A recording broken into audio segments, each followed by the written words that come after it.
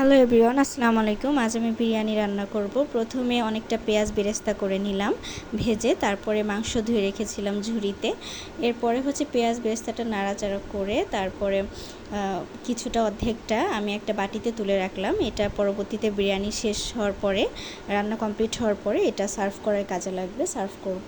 তারপরে আমি অর্ধেক পেঁয়াজের মধ্যে বেরেস্তার মধ্যেই আমি মাংসটা ঢেলে দিলাম। ঢেলে দিয়ে কয়েক সেকেন্ড নাড়াচাড়া করলাম। তারপরে এটা আমি পাশে রেখেই আমি একটা লেবু কেটে নিলাম। বেসিক্যালি বাসায় টক দই ছিল না, টক দই দিলে বিরিয়ানিটা অনেক মজা হয়। এটা যেহেতু ইনস্ট্যান্ট বিরিয়ানি রান্না করছিলাম বাসায় থাকা সব উপকরণ দিয়েই, তো তারপরে 1 কাপ দুধের মধ্যে একটা লেবু রস দিয়ে টক দই মেক করে নিলাম। তো তারপরে আমি এভাবে লেবুটা চিপে তারপরে নাড়াচাড়া করে তো টক দই হয়ে গেছে। এরপরে আমি দেখলাম যে মাংসে হালকা পানি ছেড়ে দিয়েছে। এখন আমি সব ইনগ্রিডিয়েন্টস দিব। তারপরে আমি রাঁধুনি বিরিয়ানি গুঁড়া মশলাটা দিলাম। এটা খুব স্বাদে ম্যাজিকের মতো কাজ করে, খুব মজা হয় এই বিরিয়ানি মশলাটা দিলে, এটার মধ্যে সবই থাকে। তারপরে আমি দুধের মিশ্রণটা দিলাম, টক দইটা দিলাম। তারপরে 1 চামচ লবণ, 1 চামচ মরিচের গুঁড়া দিলাম একটু ঝাল হওয়ার জন্য। তারপরে 1 চামচ জিরা গুঁড়া। তারপরে কয়েকটা আস্ত কাঁচামরিচ দিলাম, কাঁচামরিচের ফ্লেভারটা সুন্দর আসে মাংসে। তারপরে কিছুক্ষণ নেড়ে এটাকে মিক্স আপ করলাম।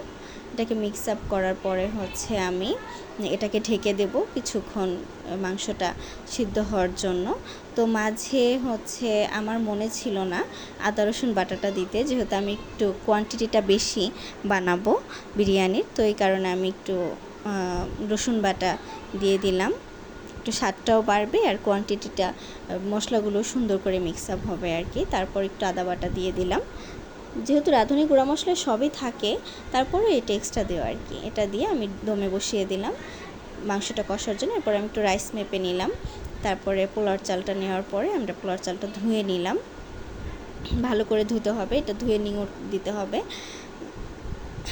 তারপরে ধোয়া শেষে আমি একটা আলাদা একটা পাতিলে আমি সাদা তেল নিলাম। সাদা তেলের মধ্যে আমি কিছু আস্ত গরম মশলা দিয়ে দিলাম।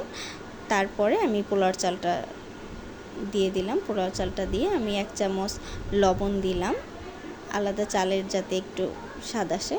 তারপরে লবণ দেওয়ার পরে একটু নাড়াচাড়া করছিলাম, মিক্স আপ করছিলাম লবণটা চালের সঙ্গে। এরপরে আমি 2-3টা আস্ত কাঁচামরিচ দিলাম, যেহেতু কাঁচামরিচ আস্ত দিলে ফ্লেভারটা সুন্দর আসে। তারপর একটু ফ্লেভার আর একটু বাড়ানোর জন্য ঘি দিয়ে দিলাম। ঘি দিলে পোলাওর চালের ফ্লেভারটা অনেক সুন্দর আসে। তারপর আমি গরম পানি, আলাদা চুলায় গরম পানি বসিয়েছিলাম। তো ওই গরম পানিটা আমি এরপরে এটা মিক্স আপ হওয়ার পরে আমি এর মধ্যে পরিমাণ মতো চালটা সিদ্ধ হওয়ার জন্য গরম পানি ঢেলে দিলাম। তারপরে পরবর্তীতে রাইসটা 80% হয়ে গিয়েছিল, তারপরে আমি মাংসটা হয়ে যাওয়ার পরে মাংসটা ঢেলে এবার আমি এটা মিক্স আপ করব মাংসের সঙ্গে চালটা একসাথে। তারপরে মাংসের সঙ্গে চালটা একসাথে মিক্স আপ করলাম যাতে দুটো খুব সুন্দরভাবে মিক্স আপ হয়ে যায় একসঙ্গে। চালটা 80% হয়ে গিয়েছিল, এরপর আমি দমে বসিয়ে দিব একসাথে দুইটা। মাংসটাও সিদ্ধ হয়ে গিয়েছে। এরপরে আমি এটা দমে বসিয়ে দিয়ে তারপরে আমি আলাদা ছোট একটা বাটিতে আমি বেরেস্তা উঠিয়ে রেখেছিলাম, যে ওখান থেকে কিছুটা বেরেস্তা নিলাম। 2 চামচ মতো চিনি দিয়েছিলাম। এটা দিলে সুন্দর আসে, এটা ফ্লেভারটাও সুন্দর আসে, খেতেও মজা লাগে বিরিয়ানিটা। পরে আমি এটা হাত দিয়ে ভালো করে চিনির সাথে বেরেস্তাটা মিক্স আপ করে উপর দিয়ে কতগুলো কিশমিশ ধুয়ে ছিটিয়ে দিলাম। তারপরে চিনি দেওয়া বেরেস্তাটাও দিয়ে দিলাম। এরপরে আমি বিরিয়ানিটা হালকা একবারে লো ফ্লেমে দিয়ে আমি দমে বসিয়ে দিয়েছি। এরপরে লাস্টে আমি একটু ঘি দিয়ে দিলাম উপর দিয়ে নামানোর আগে। ঘি ফ্লেভারটা অনেক সুন্দর আসে। এরপরে আমি খাবার সার্ভ করার টাইম হলো। তারপর আমি সালাদ কেটে নিচ্ছিলাম, শসা, লেবু, মরিচ, এই সালাদগুলো খাওয়ার জন্য।